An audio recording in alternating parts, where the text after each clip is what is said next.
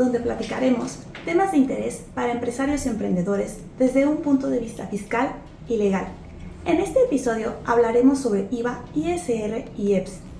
Para explicarnos todos estos temas se encuentra con nosotros el director general de Sancia Business Group y exegresado del IPADE, Ricardo Cordero. Hola Mónica, buenos días. Ricardo, ¿nos puedes empezar a platicar qué es el IVA?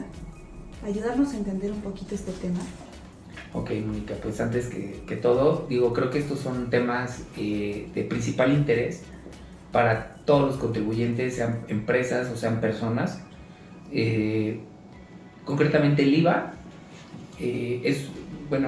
creo que tenemos que ir un poquito atrás y entender que los impuestos forman parte de las contribuciones en México, ¿no? Entonces, dentro de los impuestos tenemos impuestos directos e impuestos indirectos.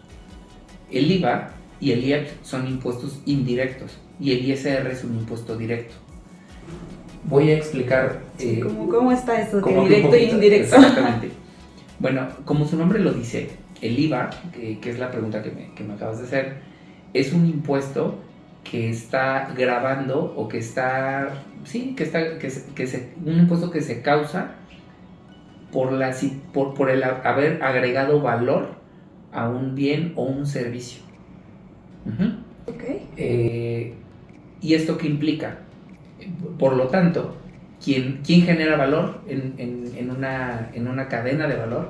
Pues el empresario, una empresa o una persona física que desarrolle una actividad empresarial. Pensemos en algún ejemplo.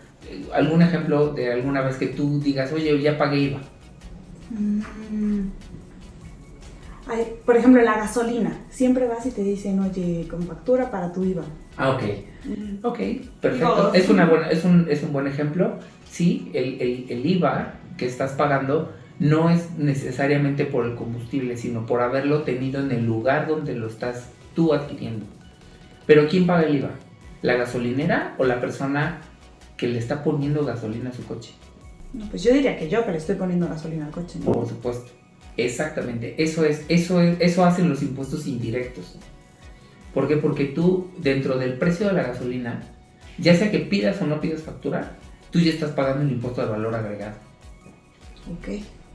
Pero tú se lo estás dando en sus manos, ¿a quién? A la gasolinera. Uh-huh.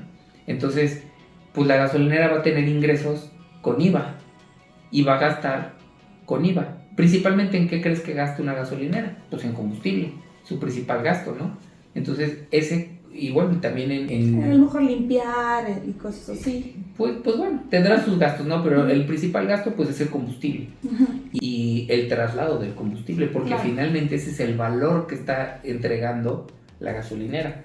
El entregarte el combustible en el lugar donde tú estás yendo a cargar.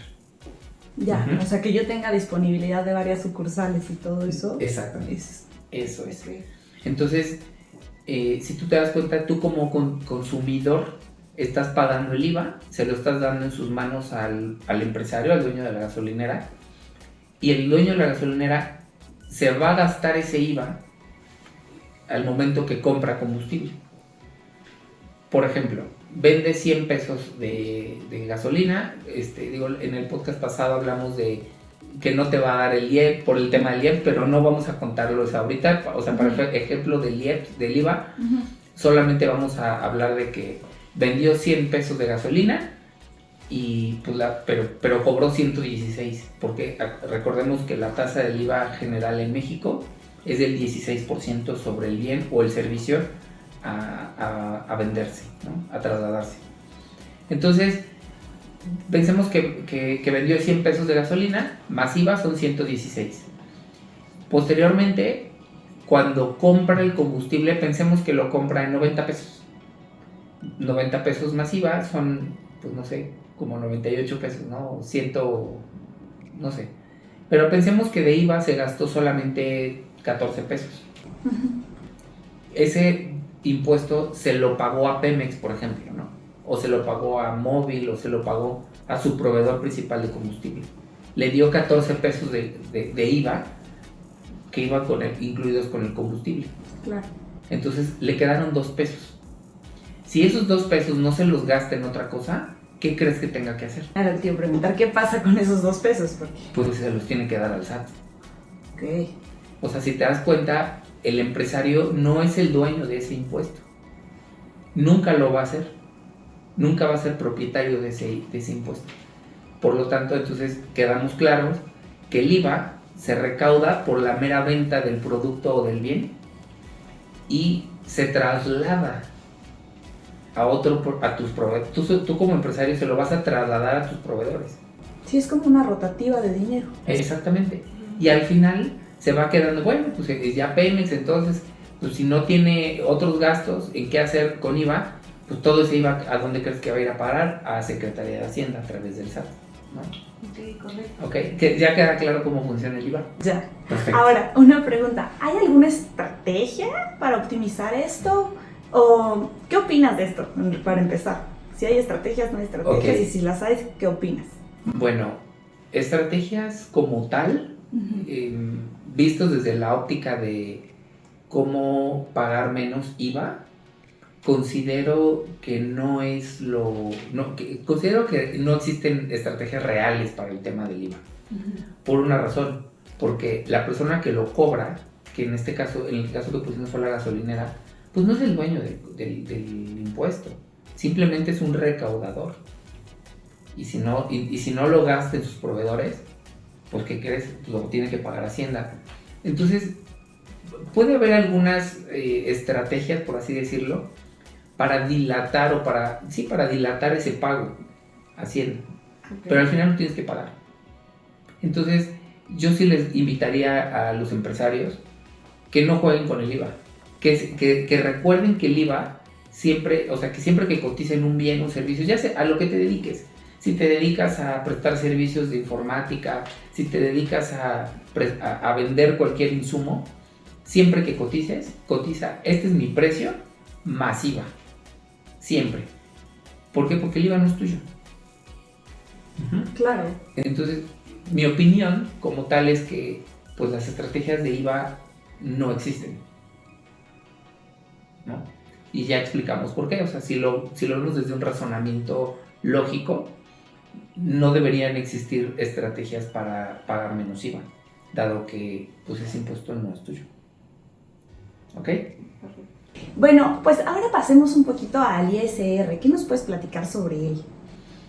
Bueno, el ISR, este sí es un impuesto directo que se va a causar o que se va a causar por efecto natural de la utilidad o de la riqueza, de la generación de riqueza, ¿no? Ok. ¿Quiénes lo pagan? Personas físicas y personas morales, es decir, cualquier persona que genere una utilidad. Ok. Te podría decir que quienes más impuestos pagan en este país, bueno, hablando de México, son las personas físicas que son asalariados. No lo saben probablemente, o sí, porque es un régimen donde pues su tasa de retención es muy alta. ¿Por qué? Porque Hacienda, o sea, así está la legislación. Hacienda sabe perfectamente bien pues que la mayoría de las personas trabajan empleándose en un empleo, valga la redundancia, y por lo tanto es una manera fácil de recaudar. Entonces, imaginemos que una persona tiene un salario de 10,000 pesos al mes, pues si ve su recibo y dice, oye, ¿por qué nada más recibo 6,500? Ah, bueno, pues porque esos otros 3,500 o 3,000 pesos, o sea, bueno, estoy poniendo un ejemplo como muy sin ninguna base contable, pues es un dinero que le está quitando el patrón para enterarlo a Hacienda. Nuevamente, el empresario hace las veces de recaudador de impuestos. Sí, porque luego se tiene esa idea que el empresario es el que retiene o se queda ese dinero y no. No, ese dinero forzosamente lo tiene que entregar cada mes a Hacienda. ¿Cómo funciona? Si yo soy empresario y yo le retengo a mis empleados impuestos sobre la renta por sus salarios, estamos ahorita en octubre, lo que yo les retuve durante el mes de octubre a mis empleados, tengo hasta el día 17 de noviembre para pagarlo a Hacienda. O sea, tiene que ser muy rápido. O sea, no te dan chance de Bueno, nada más te dan chance de hacer tus sumas, tus restas y presentar tu declaración. Ese es trabajo del contador, evidentemente. Oye, una pregunta que me surge ahorita. ¿Qué pasa si la empresa no paga ese ISR como le correspondería? ¿El empleado es el que se ve afectado? ¿O hay manera de decir, oye, la empresa era lo que tenía que pagar, él retuvo mi ISR? Hablando de retenciones de ISR concretamente, sí es un problema grave, pero para la empresa, no para el empleado. Porque al momento que la empresa te paga como empleado, te da un recibo, o te debe de dar un recibo de nómina, que así se llama, un recibo timbrado, así que está como si fuera una factura, pero ahí dice lo que te está pagando, lo que te está reteniendo, y tiene tu RFC. Entonces, pues tú como empleado puedes decir, yo sí recibí mi dinero y me dieron mi recibo de nómina. Claro. Entonces, si el dinero no llegó a Hacienda, es responsabilidad del patrón. Puede haber razones por las cuales no lo pagó el patrón, porque probablemente tenía impuestos a favor o alguna razón, pero en realidad ahí ya sería una responsabilidad del patrón. Ahora, regresando un poquito a la pregunta anterior de lo que es el ISR, ya vimos la óptica del empleado, ahora vamos a ver la óptica del empresario. Claro, de hecho no sé si haya manera de planificar las finanzas desde el punto de vista del empresario. Claro, por supuesto. Pensemos que el impuesto sobre la renta es un impuesto que se calcula de manera anual. Es importante, esto es algo importante porque se deben ir sumando los impuestos cada mes y se calcula diferente para una persona física que para una persona moral, pero la tasa es la misma, o sea, solamente se cambia la forma en la que se pagan. Al final solamente es un tema de flujo, es un tema de cómo voy a pagarlo. Ejemplo, si yo me dedico a vender computadoras y soy persona física y mi cliente me dice factúramelas y te las pago en 30 días. Pues yo se las facturo y en 30 días me paga. Yo no voy a pagar impuestos hasta que no me paguen. Pero si soy una persona moral y me dice mi cliente factúrame las computadoras y te pago en 30 días, pues ¿qué crees? Que en el momento que yo emito la factura, yo ya causé impuestos sobre la renta. Entonces, de ahí sucede que muchas empresas dicen, oye, yo no vendo a crédito. Si no me pagas, no te las puedo facturar hasta que me pagues. Entonces, se vuelve un poco más complicado ya cuando explicarle a los empresarios cuando se empiezan a crecer, explicarles que ya no funciona como anteriormente funcionaba, porque la mayoría del pyme o de la empresa pequeña en México empieza a prestar sus servicios o a vender bienes siendo una persona física con actividad empresarial. Y ya cuando sus clientes le dicen, mira, yo te puedo comprar, pero necesitas hacer una SA o una SDRL, es decir, una persona moral constituida, entonces ya cambian las reglas del juego. Pero bueno, lo único que sucede es que voy a pagar impuestos, en el ejemplo que te decía de las computadoras, voy a pagar impuestos, pero poquito, digamos que a cuenta del anual, ¿no? A eso se llaman pagos provisionales. Es decir, yo le estoy dando un anticipo al SAT de lo que le voy a hacer en mi cálculo anual. Como que prevengo, justamente. Pues sí, le voy adelantando. En base a que es un poco complejo la forma de cómo se calcula, pero voy a tratar de explicarlo con palabras simples como siempre. Sí. Cuando hablamos de una empresa nueva, pues no sabemos cuál es su utilidad respecto a sus ingresos. Claro. Pero ya cuando es una empresa que ya lleva trabajando más de 2 o 3 años y que ya reflejó utilidades en algún punto, pues ya se sabe con mediana claridad cuál es de cada peso que entra, cuánto de eso es utilidad. Ya más o menos se sabe. Entonces, bueno, siempre cuando te sigas dedicando a lo mismo, ¿no? Claro, sí. Pero en el ejemplo de las computadoras que te daba, normalmente, por decirte algo, pues si compran sus insumos en 10,000 pesos, dicen, bueno, pues nuestra utilidad queremos que sea del 30% y estamos dentro del valor de mercado, pues yo las vendo en mis computadoras en 13,000 pesos. Mi utilidad es del 30% sobre el ingreso, aprox. Ujú. Entonces, hay una fórmula para calcular algo que se llama coeficiente de utilidad. Entonces, Hacienda dice, bueno, de lo que facturaste del 1 de enero al 31 de enero del año 2, yo ya sé que tu ingreso, que tu utilidad es más cercana al 30% de tu ingreso. Entonces, si tú ya facturaste, aunque no te hayan pagado, pues yo ya sé que tú de ahí vas a obtener una utilidad del 30%. Entonces, ese coeficiente ya lo multiplicas y bueno, es una fórmula complicada y ya te da un resultado a pagar tu pago provisional del mes. Igual lo vas a pagar junto con el día 17 en este ejemplo que puse, de febrero del siguiente, de ese mismo año, ¿no? Por lo tanto, si te das cuenta, ya llevas dos cosas que tienes que calcular, el IVA y el ISR en pago provisional. Claro. Pero el pago, la obligación, o más bien, ¿en qué momento Hacienda te puede venir a tocar la puerta por el ISR? Hasta que termine el año. Por supuesto que puede venir antes y decirte, oye, tus declaraciones mensuales o provisionales de ISR están mal. Pues te lo puede venir a decir, porque ya vio tus facturas, ya vio tus ingresos, ya vio tus FDIs de pago y te dicen, oye, no me estás reportando correctamente.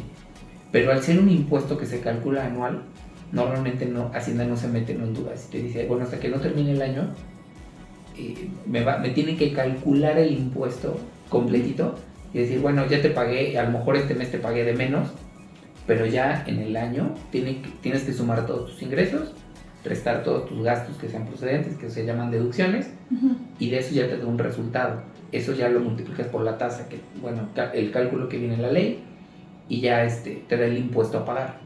Claro. Bueno, te da el impuesto causado en el ejercicio. Y ya nada más le restas lo que pagaste en anticipado en los provisionales y ya te da tu impuesto anual. Entonces estoy tratando de explicar muy sencillo.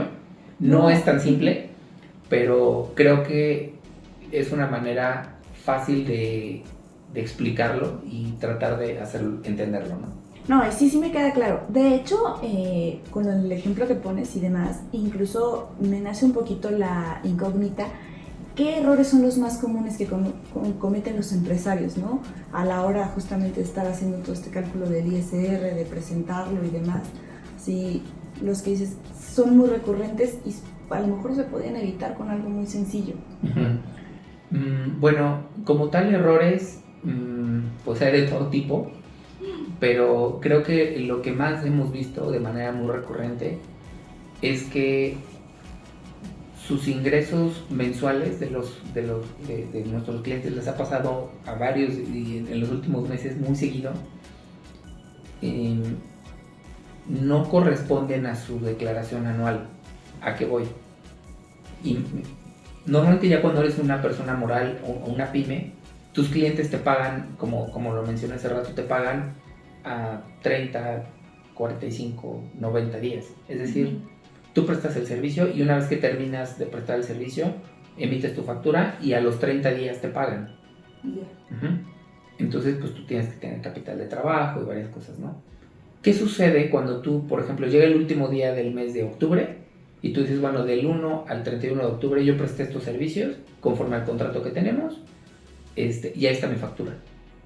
Pero llega el 3 de noviembre, porque pues a lo mejor es festivo 1 y 2, llega el 3 de noviembre y me dices, oye, tu factura tiene un error,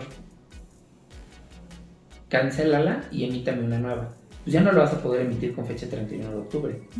La emites con fecha 1 o 3 o 4 de noviembre, o sea, ya en el mes de noviembre. ¿Qué errores están cometiendo? Que o no cancelan la factura y las dejan vivas las dos, y obviamente para el SAT es, pues, tienes un ingreso en octubre y tienes 2 ventas. O la cancelo o a lo mejor me dicen, ya te dicen a finales de noviembre, oye, está mal tu factura, cámbiamela. Pero tú ya habías presentado tu declaración. Claro. No tomas precaución de presentar una complementaria y decir, oye, este ingreso lo vamos a quitar porque me mandaron a cancelar la factura. Aunque si bien es cierto se presentó en ese mes, habría que hacer como bien la cancelación de la factura y considerarlo en el mes que le corresponde. ¿Por qué? Porque sucede que dices, bueno, si son 8,000 pesos cada mes y son 12 meses, pues tendría que ser un resultado de 12 por 8. Claro. Pero resulta que son 14 por 8 porque hubo 2 meses en los que te equivocaste. Llega el SAT y te dice, oye, ¿por qué me pagaste sobre 12 por 8? Y si eran 14 por 8. Entonces ya tienes que presentar una aclaración. Claro que eso es una aclaración sencilla, que en determinado momento pues te va a decir el SAT, oye, tus declaraciones provisionales no corresponden con la anual. Bueno, se aclara y no pasa nada. A cualquiera le puede pasar. Sin embargo, son errores que hemos estado detectando muy recurrentemente en las pymes. Okay. Ese es uno muy... Sí, me imagino que aumentan más al volumen de facturas, porque no es lo mismo a lo mejor una pyme que tiene pocas facturas al año a una que tiene un alto volumen. Yo creo que de repente ahí se puede volver complicado detectar estas cosas, ¿no? Pues para Hacienda no es complicado. Ellos no, bueno, pero para el contador o uno mismo. Sí y no. O sea, la verdad es que también el tema de la facturación electrónica ayuda mucho. Hay ya muchos programas que te ayudan a hacer tus cálculos muy rápido. Okay. Y el margen de error tiende a ser 0. O sea, no hay que tenerle miedo si se pueden hacer las cuentas bien. Sí, por supuesto. Y la verdad es que la facturación electrónica sí, evidentemente está siendo un factor de fiscalización oportuna para el SAT, pero también para los contadores que se dedican a llevar contabilidades, ha significado una simplificación en el tiempo. Ya no tienen que estar revisando punto por punto, porque ya muchos de esos se validan en automático. Y más con la facturación 4.0, donde pues no te llega una factura que tiene mal el RFC.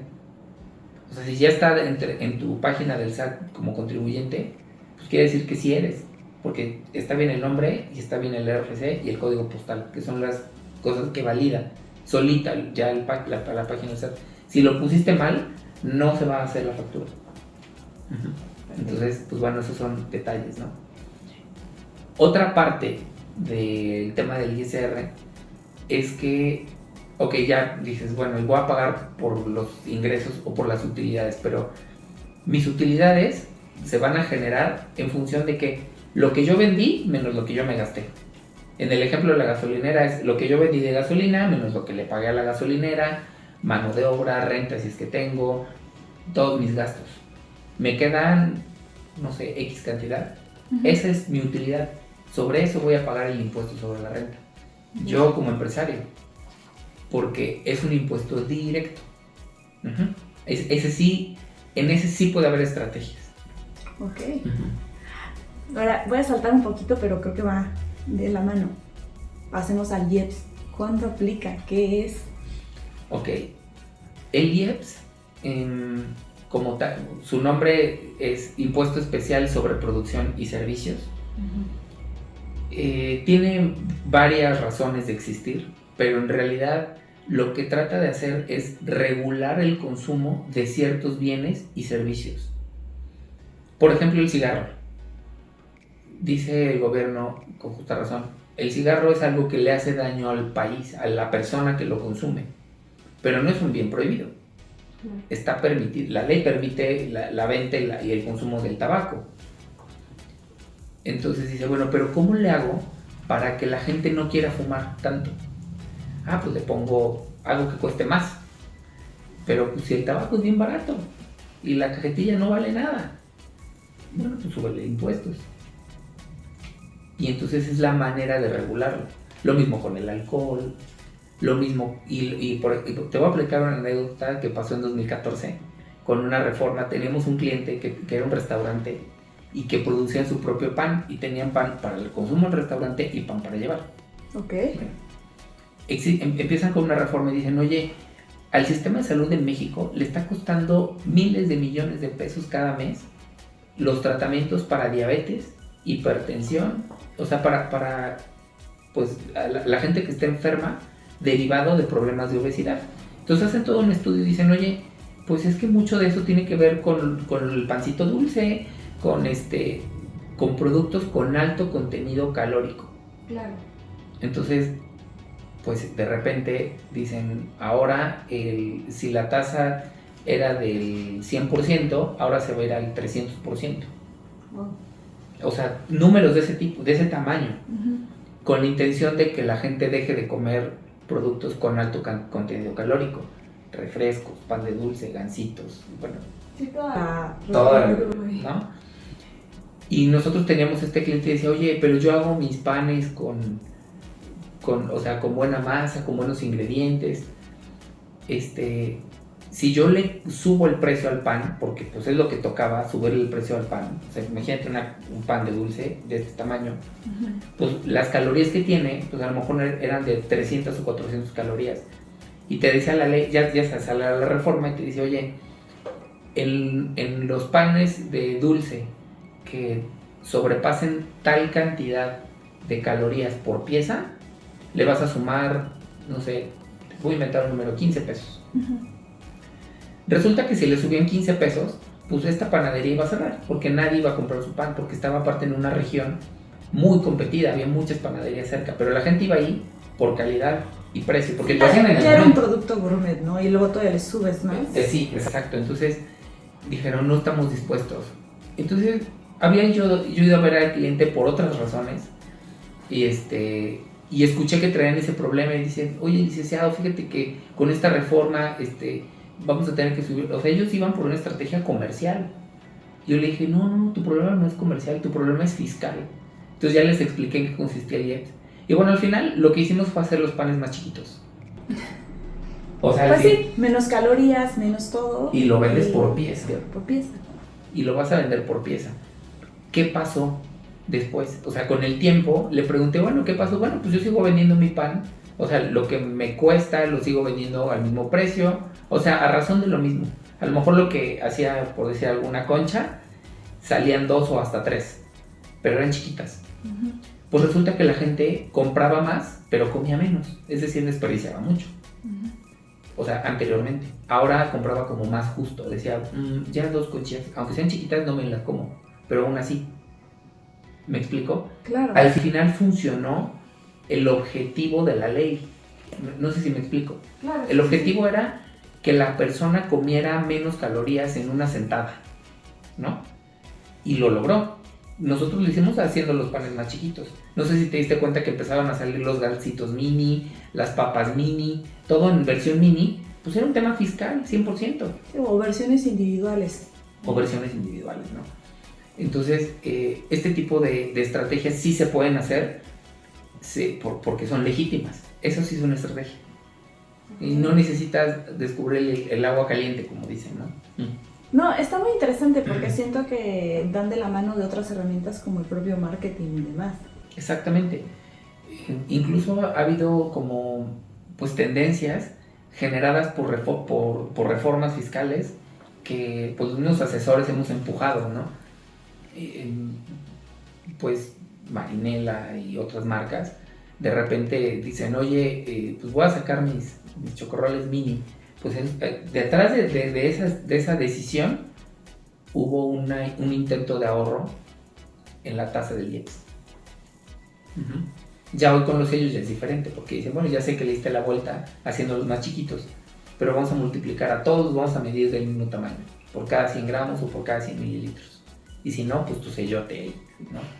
Que al final es lo mismo, ¿no? Y que creo que tiene una razón importante, y hay que decirlo. Es una de las cosas que ha hecho bien México, intentar desincentivar el consumo de productos que le hacen daño a la gente. Somos el país número 1 de obesidad y de diabetes, ¿no? Entonces, creo que es algo en lo que sí le tenemos que prestar atención, y no es más que educación. Y el gobierno dice, bueno, pues vamos a intentarlo desde el punto de vista económico y ya que sea más caro. Pues bueno, yo no he visto gente que deje de comprar Coca-Cola aunque cueste más. Claro. No, pero sí han aparecido más alternativas. Eso sí que es realidad. O sea, sí, si a lo mejor no acabas con el producto, como bien dices, empiezan a haber más alternativas, y creo que eso es bueno porque hay hasta más competencia de mercado, más oportunidad de negocio, y se abren ahora sí que otras oportunidades ahí, ¿no? Correcto. Perfecto. Pues ahora sí que cambiando un poquito el tema y retomando lo del ISR, actualmente ahorita se está platicando de una nueva reforma a la tasa de interés sobre el ahorro. Entonces, ¿nos puedes explicar un poquito? La verdad es como un tema muy nuevo, pero confuso al mismo tiempo, porque te están hablando de una retención sobre tus ahorros Y ahorita, como ya lo vimos, el ISR aplica tanto para empresas como para personas, ¿no? Entonces, ayúdanos a entender un poquito. Ok. Cuando una persona ahorra dinero, ese dinero lo ahorra normalmente en un banco o abajo del colchón. Si está abajo del colchón, pues no tienes un problema. Pero si lo metes a una cuenta de ahorro y esa cuenta de ahorro está en una cuenta de inversión, pues el banco te va a dar un rendimiento, es decir, una utilidad por haber obtenido ese dinero. Porque recordemos que el ISR, y bueno, ok, y luego te dice, bueno, pero antes de que te dé tu dinero, te voy a retener un pedacito. ¿Por qué? Porque acuérdate que el ISR está grabando la utilidad de las ganancias. Entonces dice, bueno, no te voy a retener el 35%, te voy a retener un cachito, te voy a retener el 5% o el 1.4%, lo que sea. Y ahorita lo que dice, no, los ahorradores piden que la bajen la tasa de retención. ¿Por qué? Porque les resta flujo. ¿Y a qué me refiero con que les resta flujo? Con que si yo tengo 1,000,000 de pesos invertido y me va a dar el banco el 1%, es decir, 10,000 pesos por esa utilidad, y me dice, oye, pero de esos 10,000 pesos te voy a retener el 14%, pues ya no me van a llegar 10,000, me van a llegar 8,600. Los ahorradores están ahorita pugnando, peleando en la Cámara de Diputados para que les resten nada más 500 pesos. Ya no sé si me explico. Es decir, que esa tasa de retención la hagan más chiquita. La realidad es que un empresario educado te va a decir, pues lo que me retengas me da igual. O sea, al final acuérdate que el ISR es un impuesto anual. Y lo que me retengas ahorita, mañana o pasado, pues al final del año voy a tener que pagar el 35% por todas mis utilidades. Entonces, a lo mejor me restas flujo, sí, pero si yo me dedico a eso, sí me va a importar. Si yo me dedico a prestar y cuánto me va a retener, entonces sí me va a importar el flujo. Pero seamos honestos, el ahorrador de a pie, pues solamente, o sea, si suben la tasa de retención, pues sí le va a pegar, pero poquito. Pero lo van a obligar a presentar su declaración anual. Que creo que por ahí puede ir realmente el fondo de la reforma. Es decir, bueno, tú ahorraste, tuviste ingresos por sueldos y salarios y no tienes gastos personales, pues a ver, ven, preséntame tu anual. Y a lo mejor hasta te puedo devolver algo. Bueno, pero si tienes gastos de tu hipoteca o si tienes otro tipo de gastos personales, sí te puede corresponder una devolución de impuestos. Entonces, a través de esa situación atractiva, están invitando a la gente a presentar sus declaraciones. Entonces, recapitulando y tomando y respondiendo a tu pregunta es, pues en este momento solamente es una cuestión de que el gobierno, o bueno, en este caso la Cámara de Diputados, decida si sube o baja o se queda igual la tasa de retención de impuesto sobre la renta. Realmente ¿a quién le pega que la tasa la bajen, la tasa de retención la bajen? Al mismo gobierno. Si recuerdas en el primer capítulo que hablamos sobre el superpeso y hablamos sobre compra de CETES, es esto. ¿A dónde crees que van los bancos a invertir ese dinero? Pues le dan el dinero al gobierno y compran CETES, la mayoría hacen eso para tener a sus ahorradores seguros. Entonces dicen, bueno, ¿y quién paga los intereses? El gobierno, la Secretaría de Hacienda paga los intereses. Ok, pues te pago tus intereses, aquí está tu 1% mensual, ¿no? A ver, ven, Banamex, de todos tus ahorradores me diste tanto, ahí está tu 1%. Se lo dan al banco, y ya el banco se lo da a los ahorradores. Pero antes de dárselo les retiene, entonces le regresa un cachito al SAT, a Hacienda. ¿Me expliqué? Sí. Entonces, ¿a quién le está pegando esa tasa de retención? Que sea chiquita. Hacienda. Por eso la quieren subir. Para que, o sea, a quien le está restando flujo de dinero es a la Secretaría de Hacienda. Sí, la Hacienda ahorita tendría más flujo. Tendría más dinero. Bueno, sí, al final del año, a Hacienda le da prácticamente igual. Pero a los ahorradores de a pie que ya contaban con su rendimiento de 1,000 pesos, pues ahora, y les iban a retener nada más, no sé, 100 pesos, ahora le van a retener 120 o 140 pesos. Y a lo mejor ese ahorrador dice, oye, es que yo es lo único que tengo. es el único ingreso que tengo. Entonces a ellos sí les pega. ¿Me explico? Sí, claro. Entonces esa es como la batalla que traen, probablemente porque el año que viene son elecciones y no quieren perder flujo. No lo sé, quizás estoy hablando de más o estoy pensando mal, pero puede ir por ahí, porque al final es una decisión 100% de la Comisión de Fiscal de la Cámara de Diputados, 100%. Perfecto. Bueno, pues realmente con esto concluiríamos el podcast de hoy. Agradecemos a todos visitarnos el día de hoy por medio de este canal. Los invitamos como siempre a dejarnos comentarios, dudas, a darnos follow, darnos like y los esperamos dentro de 15 días.